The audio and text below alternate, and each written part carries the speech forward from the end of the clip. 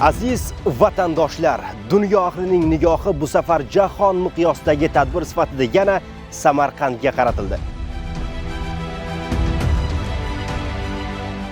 Ertaga UNESCO bosh konferensiyasining 43-sessiyasi boshlanadi. Ma'lumot o'rnida aytamiz, 40 yildan ortiq vaqt mobaynida UNESCO bosh konferensiyasining sessiyasi Parijdan tashqarida o'tkazilmagandi.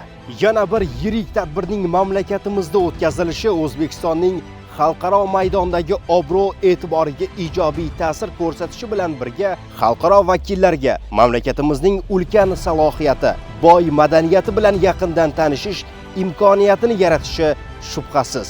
Huquq-tartibot idoralari xodimlari fuqarolarimiz va xorijlik mehmonlar xavfsizligini ta'minlash maqsadida kecha-yu kunduz ishlashmoqda. E'tibor bergan bo'lsangiz, Samarqandga kirish yo'llari, shuningdek shaharning asosiy ko'chalari yopilmagan.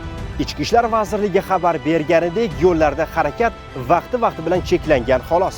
Jamoatchilik tomonidan tushunmovchiliklarga yo'l qo'ymaslik maqsadida samarqandliklar, shuningdek ayrim ijtimoiy tarmoq foydalanuvchilaridan shahar va yo'llarning to'liq yopilishi haqida ma'lumot tarqatmasliklarini so'rab qolamiz. Ushbu jahon miqyosidagi tadbirga hurmat bilan munosabatda bo'ling. Salbiy holatlarni oldini olishda esa belgilangan tartib-qoidalarga amal qilishingizni so'rab qolamiz.